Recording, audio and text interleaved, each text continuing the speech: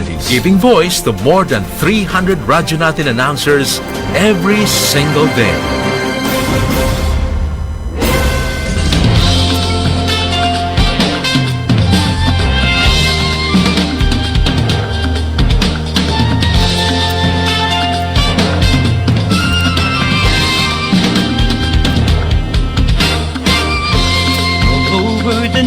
We're here for you, friendly companion wherever you are. Giving the latest news and playing the best music that you love. More than 100 stations nationwide, broadcasting live. We are the biggest FM radio network.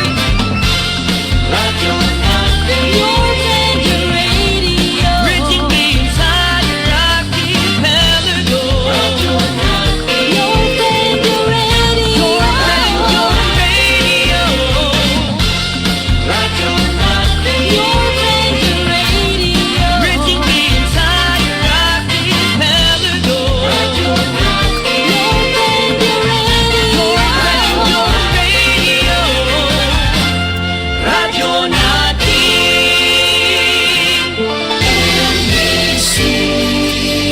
Manila Broadcasting Company. DXTC 95.9 Radyo Natin FM of Manila Broadcasting Company, MBC Media Group is a proud member of the KBP, Kapisanan ng mga Broadcaster ng Pilipinas, in partnership with the Cotabato Institute of Technology Foundation Incorporated, KITFI.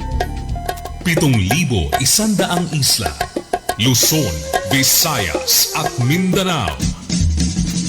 Iba't ibang tinig. Lain-laing mga pananaw. Lain-lain nga tinog. Magkadurog-dilain na panlantaw. Iba't ibang balita. Isang bansa. Lain-laing balita sa usa ka nasod. Lain-lain nga hambal. Isa ka pungsod. Magkadurog-dilain nga balita sa bugos nga nasod. Radyo Natin. Radyo Natin. Radyo Natin. Radyo Natin. Radio Arangkada Balita.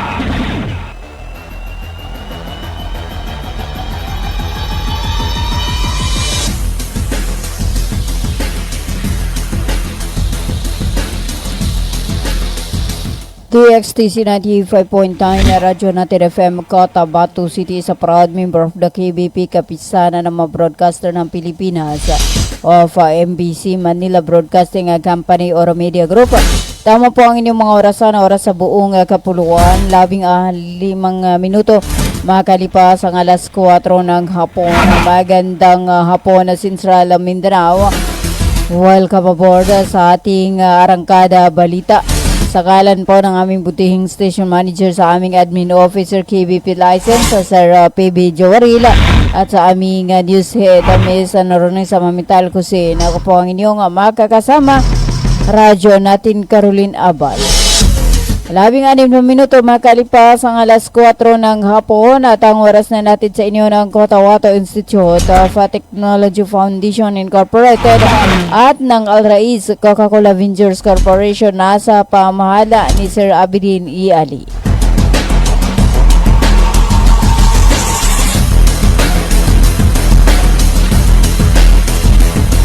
Labing 6 na minuto makalipas ang alas 4 ng hapon at para sa ating pangunang balita, matagumpay na naisagawa ang Grand Islamic Symposium 2026 na inorganisa ng United Bangsamoro Justice Party sa kanilang regional headquarters sa Tamuntaka, Cotabato City. Dinaluhan ng mga kilalang ulama at daang-daang kalahok mula sa iba't ibang komunidad mula sa lungsod. Naging tampok sa programa ang pagbabahagi ng mahalagang kaalaman hinggil sa pananampalatayang Islam at sa papel ng komunidad sa pagpapatibay ng relihiyon sa lipunan. Kabilang sa mga pangunahing tagapagsalita, sina Bangsamoro Wali Sheikh Muslim Gyamadin, Sheikh Muhammad Najil Ibila, Secretary General ng Hayatollah Ulama at membro ng Bangsamoro Parliament at Sheikh Muhammad Abdul Salam Sailona. Dumalo rin sa nasabing pagtitipon si Sheikh Abdul Wahab Pak, Vice President for Ulama Sector ng United Bangsamoro Justice Party at membro rin ng Bangsamoro Parliament sa kanyang naging mensahe. Binibigyang diin niya ang kahalagahan ng patuloy na pagpapailalim ng kaalaman ng mga Muslim sa kanilang pananampalataya upang mapalakas ang pagkakaisa at espiritualidad ng komunidad. Tinatayang mahigit 800 na kalahok mula sa iba't ibang lugar ang nakiisa sa simposyum na nagsilbing mahalagang plataforma para sa pagbabahagi ng kaalaman, pagpapalakas ng pananampalataya at pagpapatibay na ugnayan sa loob ng mga Muslim. Alabing 8 minuto makakalipas ang alas 4 ng hapon.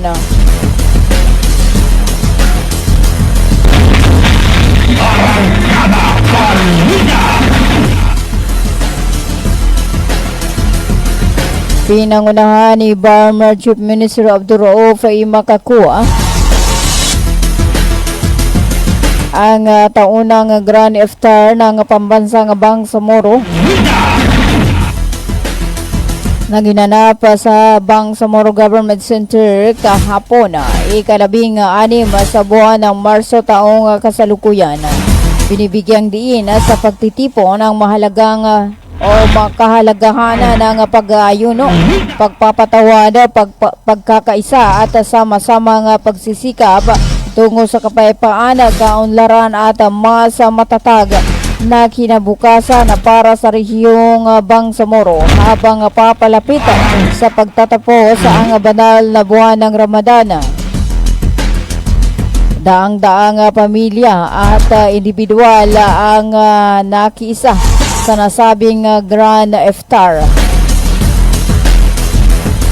Sa ilalim ng humanitarian response and services component, ang component nito pinangunahan ng Project Tabang ang pamahagi. O samantala,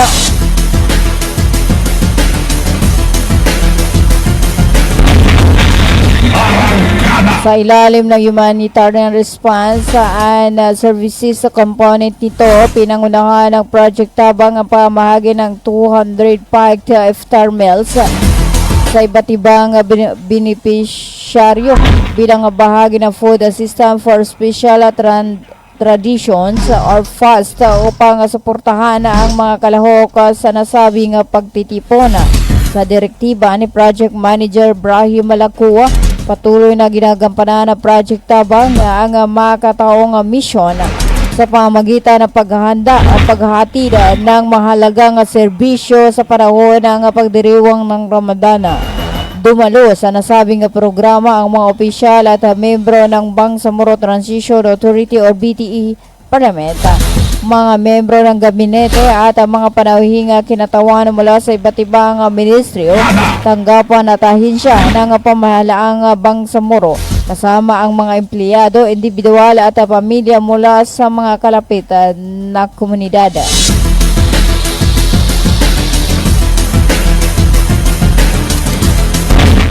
Isang minuto makakalipas ang alas 4 ng hapon para sa iba pa nating mga balita. Inihayag ng Moro Islamic Liberation Front or MILF na pansamantala nitong iniihinto ang ilang bahagi ng pagkikipag-ugnayan sa pagpapatupad ng Comprehensive Agreement on the Bangsamoro or CAB dahil sa kawalan ng itinalagang pinuno ng Peace Implementing Panel ng pamahalaan.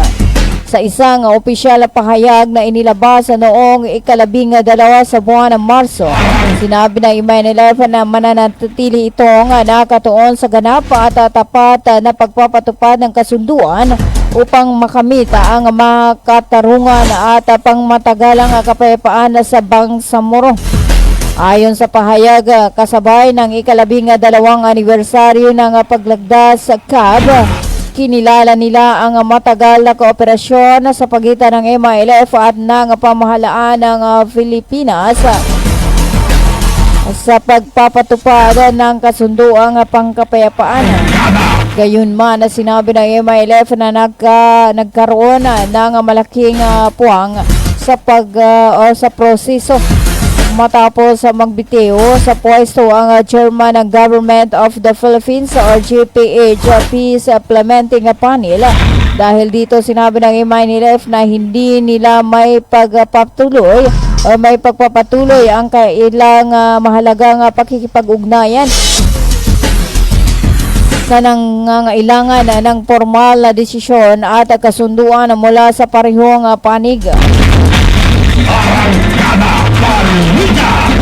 Ipinaliwanag ng MILF na ang mga mekanismong itinatag sa ilalim ng CAB ay nakabatay sa prinsipyo ng jointness o sabayang pagkilos ng dalawang panig. Dahil dito, kailangan umano ng opisyal at ganap na itinalagang pinuno mula sa panig na pamahalaan upang may pagpatuloy ang mahalagang pag-uusap. Sa kabila nito, tiniyak ng MILF na magpapatuloy ang operasyon ng Coordinating Committee on the Cessation of Hostilities at Ad Hoc Joint Action Group upang mapanatili ang kapayapaan at agad na matugunan ang anumang paglabag sa tigil putukan sa mga komunidad. Nagpahayag din ng pag-asa ang MILF na agad magtatalaga ang pamahalaan ng bagong chairman ng GPH Peace Implementing Panel upang may balik ang normal na takbo ng mga mekanismo ng kapayapaan at matugunan ang mga natitirang usapin sa implementasyon ng kasunduan. Ang pahayag ay nilagdaan ni Al-Haj Murad Ibrahim, chairman ng MILF, na muling iginiit ang kahalagahan ng pagpapanatili ng mga nakamit na tagumpay sa peace process na bunga ng maraming taon ng negosasyon at pagtitiwala sa pagitan ng dalawang panig.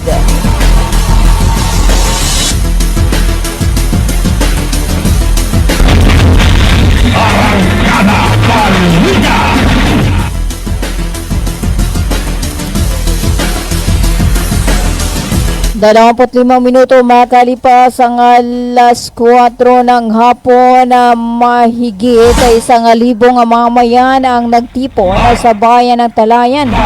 Gabi ng ika-16 sa buwan ng Marso 2026 upang makiisa sa pagdiriwang ng Laylatul Qadr na kilala bilang gabi ng kapangyarihan, pagpapala, awa at kapatawaran. Tampok sa nasabing pagtitipon ang sama-samang iftar, pagdarasal ng tarawih, mga muhadara o talakayan, panrelihiyon at ang tahajjud prayer, mga gawaing sumasalamin sa kalagayan o kahalagahan ng banal na gabing yun, kung kailan unang ipinahayag ang banal na Quran kay Propeta Muhammad. Sumasa kanya nawa ang kapayapaan sa naging mensahe ni Governor Ali Mitimbang. Binibigyang diin ito ang kahalagahan ng programa sa pagpapalakas ng pananampalataya at pagkakaisa ng komunidad. Aniya mahalaga ang patuloy na pagbasa ng Quran at paggabay ng mga ustads upang mapatatag ang moralidad at espiritualidad ng mamayan. 27 minuto makalipas ang alas 4 ng hapon na tayo po ay magbabalik after this paid commercial. Arangkada Balita!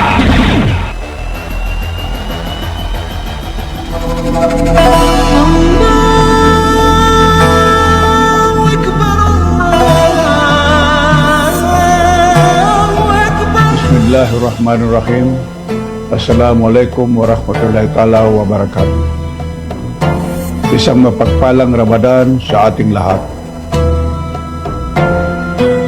Ngayong banal na buwan ng Ramadan, ako si Minister Muslim Insema kasama si Chief Minister Abdurrauf Makakwa ay taos-pusong bumabati sa ating mga kapatid na Muslim, hindi lamang dito sa Bangsamoro, kundi maging sa iba pang parte ng mundo. Ang Ramadan ay isang sagradong panahon na pag-aayuno, pananalangin, at higit sa lahat ng pagpapalalim ng ating pananampalataya at pagkakaisa. Naway magsilbing paalaala sa ating lahat ang buwang ito tungkol sa kahalagaan ng disiplina, malasakit sa kapwa at pagpapakumbaba, mga pagpapahalagang patuloy nating isinasabuhay hindi lamang sa ating pananampalataya kundi maging sa ating hanapbuhay at taos-pusong paglilingkod sa bayan. Ang diwa ng Ramadan ay diwa ng pagkakagawang gawa, katarungan at malasakit, mga haliging mahalaga sa pagtataguyod ng marangal na paggawa at makataong kondisyon sa paggawa. Bilang kagawaran ng paggawa at empleyo ng Bangsamoro, patuloy naming pinagtitibay ang aming panindigan na isulong ang kapakanan ng mga manggagawa, itaguyod ang makatarungang pasahod at malasakit at palakasin ang ugnayan ng pamahalaan, manggagawa at mga employer. Alinsunod sa pagpapahalagang itinataguyod ng Islam. Naway maging makabuluhan at mapagpalang Ramadan ito sa ating lahat. Pagpalain nawa tayo ng ating buong may kapal, Allah Subhanahu wa Ta'ala, ng kapayapaan, lakas ng loob at gabay sa ating patuloy na paglilingkod sa Bangsamoro. Ramadan Mubarak, wabillahi taufiq wal hidayah, wassalamualaikum warahmatullahi ta'ala wabarakatuh. Ang mensaheng ito ay hatid sa inyo ni Labor Minister Muslimin Bapamus Sem. Mga kabangsamoro, ating pakinggan ang mensaheng Ramadan ni Station Manager Dato Rojipay Andong Mangulamas, ang presidente ng Bangsamoro Sharia Lawyers League of the Philippines Incorporated. Bismillahirrahmanirrahim. Sa ngalan ng grupo ng Bangsamoro Sharia Lawyers League of the Philippines Incorporated at ng himpilang ito, ang DXTC 95.9 Radyo Natin FM Cotabato City, ako, kasama ang aking pamilya, ay nakikiisa sa buwan ng banal na Ramadan. Ang Ramadan ay isa sa mga haligi ng Islam at dapat lamang nating sundin bilang nananampalataya sa reliyong Islam. Ang Ramadan ay buwan ng Allah Subhanahu wa Ta'ala na kung saan ang ating sakripisyo, dasal at pananalig ay siya mismo ang magbibigay ng pagpapala. Sa buwan na ito ay ating ipanalangin na tanggapin niya ang ating dasal at kanya tayong kalulugdan na mapasama sa kanyang paraiso sa kabilang buhay, insyaAllah. Mamagayong tanong, huwag kalimutan, tiyakapan tanong sa mapya, suingal abang sa moro. Wasukran, wassalamualaikum warahmatullahi wabarakatuh.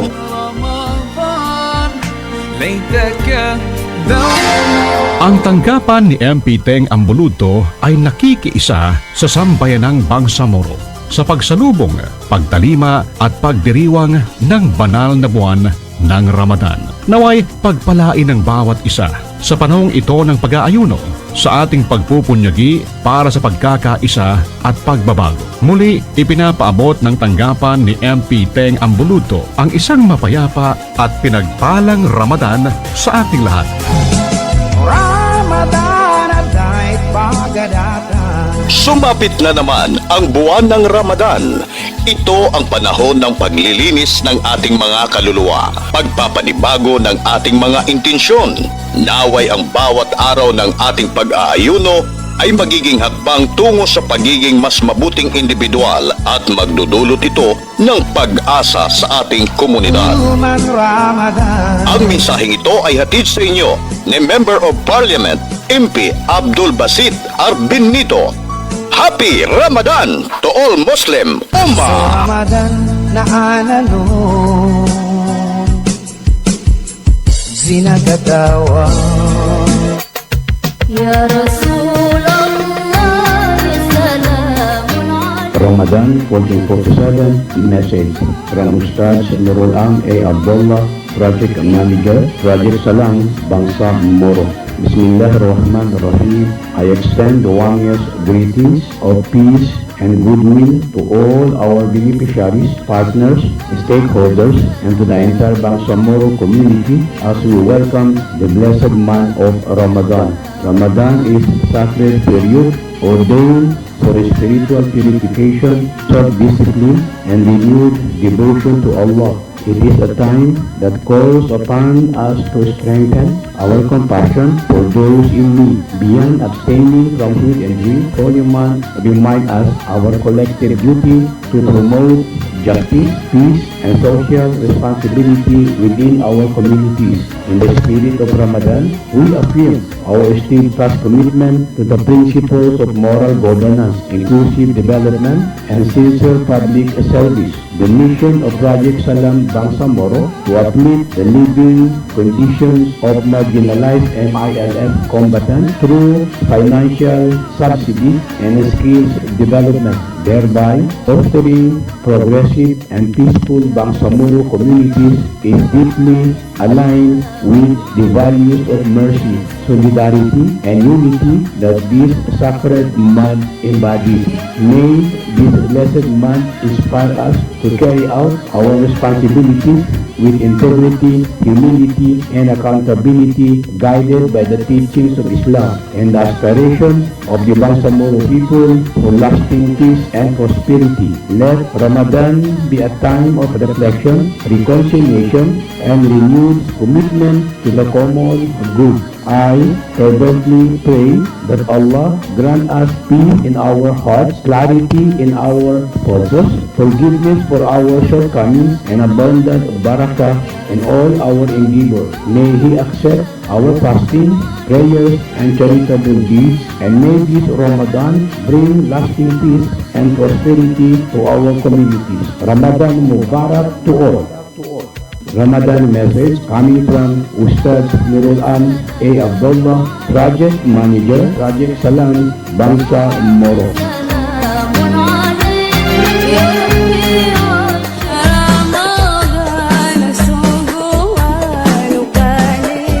A'udzu billahi minas syaitanir rajim. Bismillahirrahmanirrahim. Assalamualaikum warahmatullahi ta'ala wabarakatuh. Pagsyukur ako kanu Allah Ta'ala kana katingguma menem sa timpo no Ramadan. Nagosta no pantanan. Padyalamang ko sa mga pagali ko abang sa muro. Padyalamang ko sa langon no tupo no Raja Boyan di Masangkay Royal Descendants of the Philippines.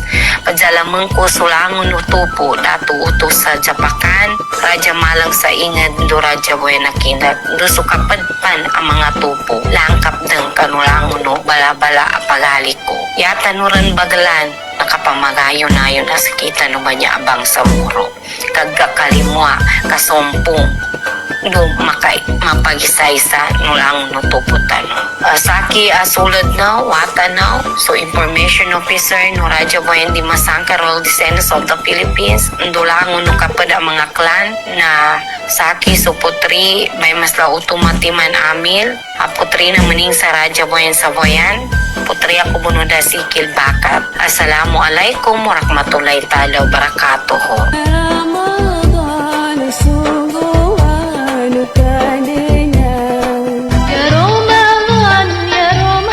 بالله من الشيطان الرجيم بسم الله الرحمن الرحيم وبه نستعين وبعد Assalamualaikum warahmatullahi wabarakatuh. Magandang umaga po sa ating lahat na mga tao ng Barangay Balakayon at saka lahat ng nakikinig. Happy Ramadan Mubarak sa atin lahat ng mga Bangsamoro nandito sa bayan ng Pahamudin. Ako po si Barangay Captain Buhari Bansil na nagbibigay ng Happy Ramadan sa lahat ng tao ng Pahamudin. Hanggang dito naman, Wassalamualaikum warahmatullahi wabarakatuh.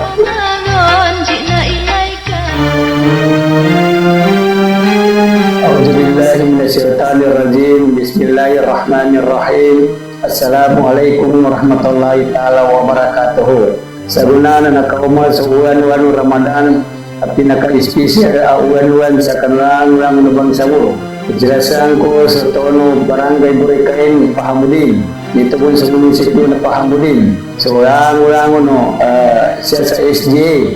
So, lang na Bangsamoro. Bidako sa Kongo sa kinoma na Ramadanan niya na sana nanyarba kasabapan, kapunanan, kapag isa-isa, kapag ayon-ayon, ulang na Bangsamoro. Ternanan so kapandili di ba ka, kadi mapya siya sa Ramadan malibagta so kapag ka mabatay so puasa. Siabot naman sa ating susuwedo, punong barangay ng Barangay Burikain, Badrulin Santirio Awil. Sukran.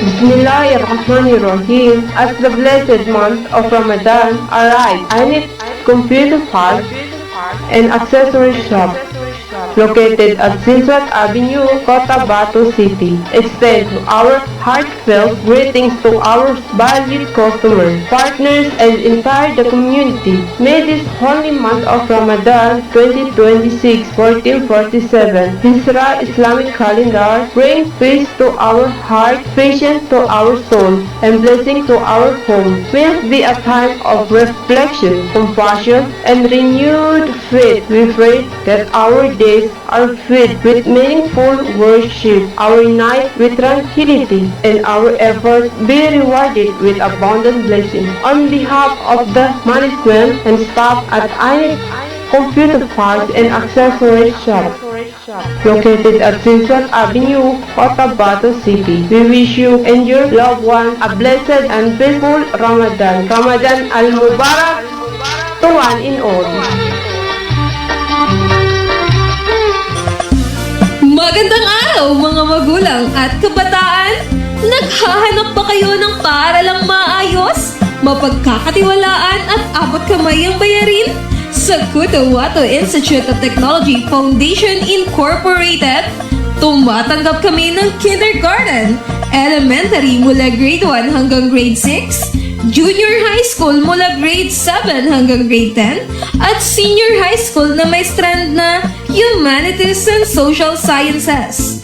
Sa Kitpi, may maalagang guro, maayos na pasilidad at edukasyong para sa masa.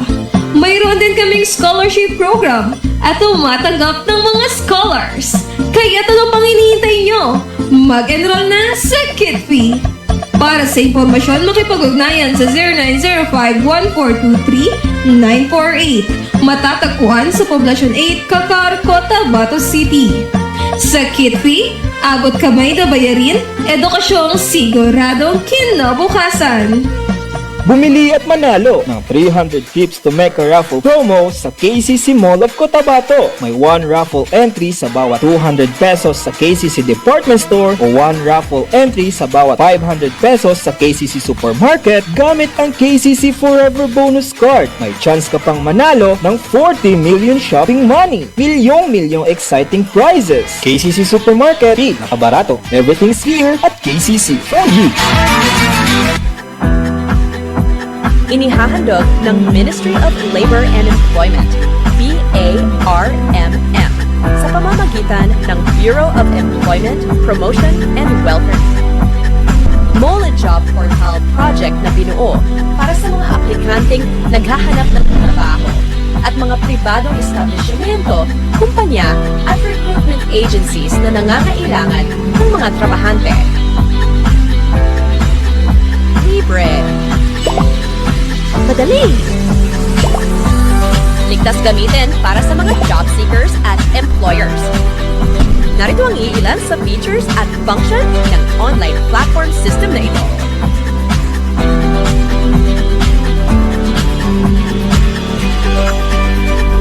O di kaya'y bisitahin lamang ang website na ito.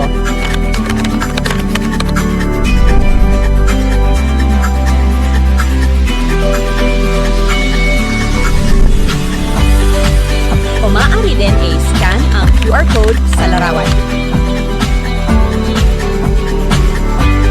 Para sa karagdagang impormasyon, bisitahin ang official website ng moliportal.h.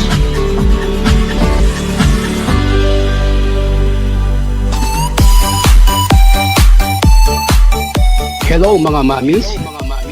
Gusto nyo bang manganak sa dekalidad at libreng paanakan? Halina at puntahan ang Bagwa Lying-in Clinic. Libreng manganak at kasama na ang family planning. Kaya mga mamis, simulan na ang libreng pagpapacheck-up. Dito lang yan sa Bagwa Lying-in Clinic. Open 24 hours at PhilHealth accredited. Narito ang kanilang mga services offered. Family planning, IUD insertion or removal, check-up, pill supply, condom supply, DMPA injection, referrals for bilateral ligation, BTL, natural family planning, NFP method, counseling, maternal and child health, physical exam, breast exam, pelvic exam, prenatal care, postnatal care, pap smear, well body care, immunization, breastfeeding, cord dressing, whey taking, safe, normal, spontaneous delivery, newborn screening. For other services, you may please contact our midwife at landline number 557-4422 or a cellphone number 0917-531-6697. Para sa mga karagdagang katanungan, pwede kayong bumisita anumang oras sa Bagwa Lying-in Clinic at hanapin lamang ang kanilang clinic manager. Ang Bagwa Lying-in Clinic ay matatagpuan sa Kimpo, Bagwa 2, Cotabato City. Owned and managed by Madam Fe Camano Mandi. Tandaan mga mamis, Bagwa Lying-in Clinic.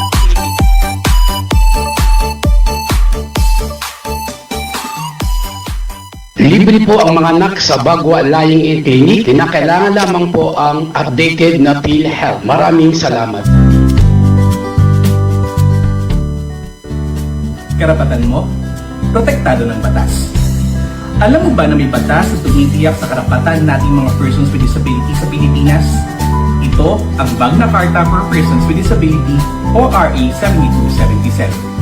Tinitiyak nito ang bawat person with disability ay may access sa edukasyon, trabaho, transportasyon, kalusugan at rehabilitasyon. Ayon sa RA 7277, dapat may wheelchair ramps, accessible toilets at sign language interpreters sa mga pampublikong lugar. Sinasabi din sa batas na to na may proteksyon tayo mula sa diskriminasyon sa trabaho, paaralan at serbisyo. Pinalakas pa ito ng RA 9442 para sa dagdag na benepisyo, RA 10070 para sa pagbuo ng Persons with Disability Affairs Office o PDAO sa bawat munisipyo at syudad, at RA 10524 para sa mandatory employment quota o kinakailangan na 1% ng ipa na empleyado ay persons with disabilities. Tandaan, ang kapansanan hindi yan lang sa karapatang pantao dahil tayo ay may batas na kakampi natin at magpoprotekta sa ating mga persons with disabilities. Karapatan mo, ipanglaban mo. Ang paalaalang ito ay hatid sa inyo ng Access Project.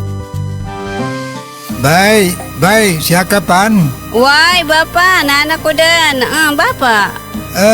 Bagi ko sa walay na nakinog ko adan hindi balita yani mana na pagsikap sa mata na narinyang ko ged kasaki na berhasil ka pangingili ko dia ko pagkabate sa Quran kaya ko gere sa mapya nakyogo na makele ko pon sa mga laga ang mga manisan. Ano natabuhan ba pa? Kaado na katawang ko. Nambapatalunan ka na mapiyaye ka-check upin. Do kumpleto sila sa mga gamit sa ka-check up sa mata. Surlang Eye Care Clinic. Matunang kayo ba pa? Katawan na kawin dawalalan. Maya ba sa pagkambitya tanan na mapakaya daun ka sa aki kabawangan ko naman. Luka buanga sa second floor Sardonyx Plaza. Mbalaka na Gutierrez Avenue do Sensuat Avenue Cotabato City. Ala inshallah nanalmo ko. Namagudasukal nalmo ko kando makele ko pa. Mga pagali nami, mga pakat nami, ubangili kano sa mapeka check-up nin sa mata, undo kompleto yung mga gamit nin, naangay kano sa Glang Eye Care Clinic, matun sa second floor, Sardonyx Plaza, Malaka na Gutierrez Avenue, do Sensuat Avenue, Cotabato City. Mapakaya tamawag kano sa cellphone number nilan, 0966-024-6066. Kano email ad nilan, glangacc@yahoo.com. Angay ka doon sa Glang Eye Care Clinic. Glang Eye Care Clinic. Ganito yon sabihin ko sa inyo. Makinig kayo. Binabati ko po kayo at inanyayahan na makinig dito lang sa himpilang DXTC 95.9 Radyo Natin FM Cotabato City. Maraming salamat po. Sabihin ko sa di magaga. Arangkada Balita! Itama po ang inyong mga oras sa buong kapuluan. 48 minuto makalipas ang alas 4 ng hapon. Kay pa rin ay patuloy na nakikinig sa 95.9 Radyo Natin FM Cotabato City. Ngayon ay araw ng Martes, ika-17 sa buwan ng Marso 2026 at ika-27 sa buwan ng Ramadan 1447 sa Islamic Hijra Calendar. Arangkada Balita!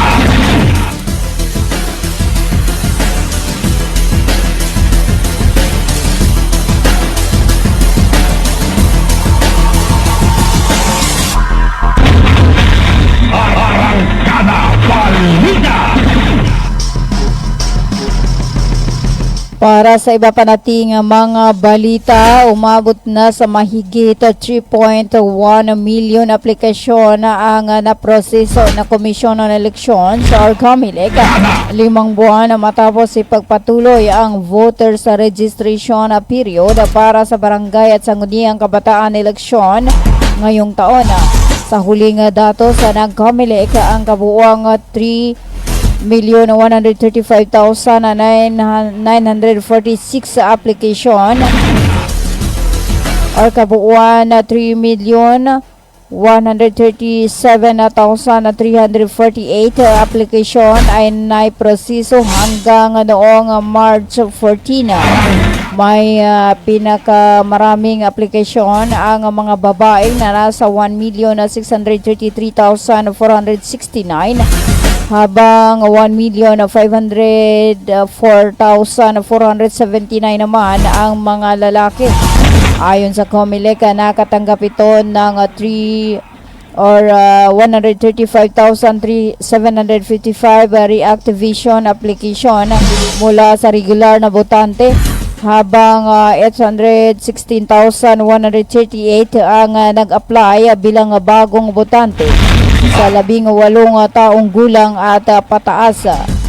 Para sa SK Polls, kabuuang 899,868 Filipino nasa edad 15 hanggang 17 taong gulang ang nag-apply bilang youth voters.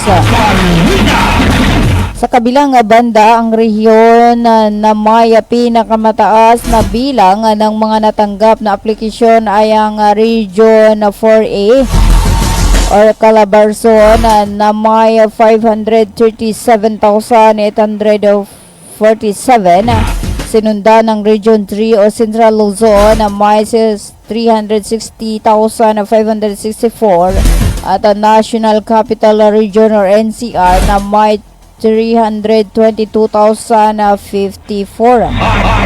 Mayroong 4 na rehiyon na wala pang 100,000 na mga aplikasyon ang natanggap, katulad ng Region 4B or Mima Ropa na may 98,189, Caraga na 97,196, sa Bangsamoro Autonomous Region in Muslim Mindanao na may 71,476, at Cordillera Administrative Region na may 42,714. Ang panahon ng pagre-rehistro o pagpaparehistro ng botante ay ipinagpatuloy noong October 20, 2025 at tatakbo hanggang May 18, 2026. Nakatakda ang BSKA na sa November 2 ngayong taon. 52 minuto makalipas ang alas 4 ng hapon na nakahanda ang Office of the Vice President o OVP na tulungan ang mga Pilipino sa gitna ng gera, sa gitna ng silangan at pagtaas ng presyo ng langis at iba pang kalakala. Winika pa ni Vice President Sara Duterte na ang bansa ay naharap sa economic challenges, subalit sinabi na ang pagbangon ay nananatiling posible. Si BP Sara ay nasa Digos City para dumalo sa unveiling ceremony ng salute statue o bantayog na pagbibigay galang sa dating kapitan ng barangay kung saan nakipagpulong din siya sa mga lokal na opisyal at mga residente. 53 minuto makalipas ang alas 4 ng hapon. Nasa kabuuang 68 Filipino ang inasisitihan ng pamahalaan para makalabas sa Israel sa pagtindi ng tesyon sa Middle East.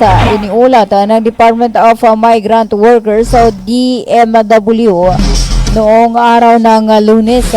Tumaas ang bilang matapos matagumpay na makalabas sa Israel ang siyam na overseas Filipino workers sa pamamagitan ng Taba Border Crossing.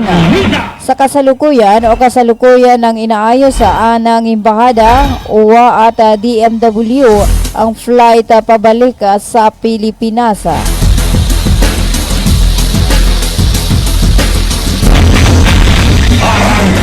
Limamput 4 na minuto makalipas ang alas 4 ng hapon.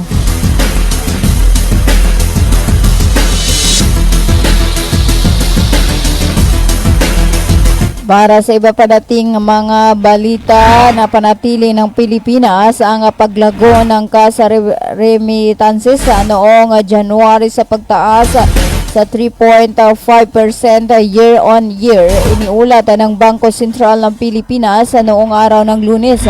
Sa datos ng BSP, nakita na ang remittance na ipinadala sa mga bangko ay umabot na sa $3.2 billion sa pagsisimula ng taon, mas mataas sa 2.92 billion or $2.92 billion sa kaparehong buwan noong 2025.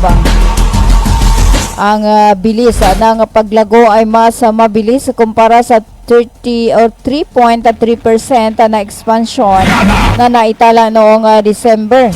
Samantala, ang personal remittances ay lumago ng 3.5% sa $3.36 billion mula sa $3.24 billion sa nagdaang taon. Nananatili top source ng kasa remittances sa Pilipinas ang Estados Unidos, sinundan ng Singapore at Saudi Arabia. 56 na minuto makalipas ang alas 4 ng hapon at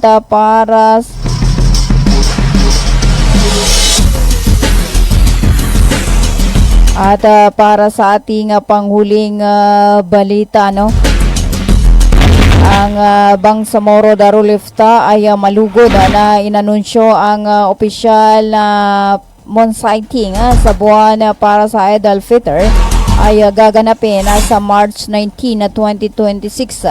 At i-anunsyo sa Maya Sharif Kabunsuan Cultural Complex BGC Bangsamoro Government Center sa lungsod ng Cotabato. Ang kaganapan ay pamumunuan ng Bangsamoro Mufti na si Sheikh Abdul Rauf Gyamalan. At siya ang gagawa ng formal na pahayag para matukoy ang pagtatapos ng banal na buwan ng Ramadan. At ngayon po ay ikalabing 7 sa buwan ng Marso. Ang ating moon sighting ay sa March 19, taong kasalukuyan.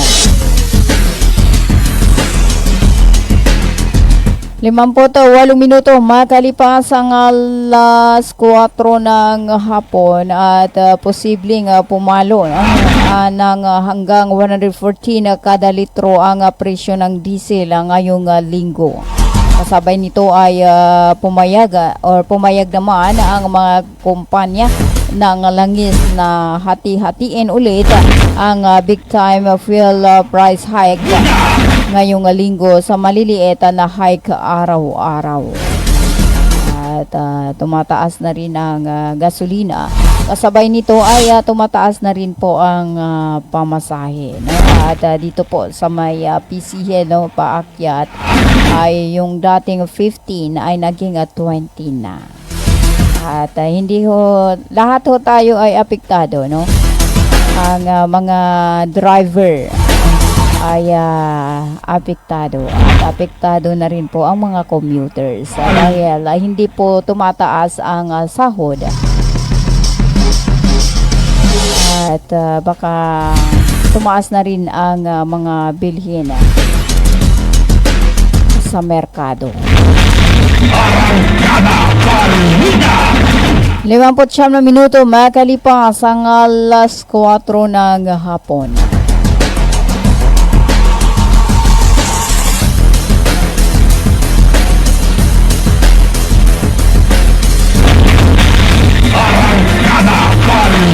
At ang oras na natin sa inyo ng Bangsamoro Sharia Lawyers League of the Philippines Incorporated na matatagpuan sa may Makapagal Street at Sinsuat Avenue, Cotabato City at ng Search What Service Center para sa repair ng inyong mga relo, analog man o mapa digital. At bisitahin lamang ang Search What Service Center na matatagpuan sa Don Roman Velo Street, Cotabato City. At hatid din sa inyo ng Ministry of Labor and Employment or Molibarm sa pamumuno ni Molibarm, Minister Dato Muslimin Gisema at ang kanilang General Director Dato Zurababutazil Jr. at ng Virginia Crunchy Chicken Nuggets o Virginia Food Incorporated. At also hatid sa inyo ng Glang Eye Care Clinic located at 2nd floor Sardonic sa Plaza, Gutierrez Avenue, Cotabato City, owned and managed by Dr. Azura Adam Glang. At ng Bago Langin Clinic na matatagpuan sa may Kimpo, Bago Dos, Cotabato City. Alas 5 ng hapon at yan na po ang kabuuan ng ating Arangkada Balita. At bago tayo magpaalam, hello po kay Ismail Adam or kay Ismail Sanday. Assalamualaikum. Dijimay mapiya malulom Ramadan Mubarak. Magandang maganda so pagbukat salam sal kanusan. From Matanog Maguindanao kay Ismail Sanday. At hello po kay Ma'am Simbayada. Hayati Ma'am, good afternoon. Happy Ramadan Karim from Takurong City.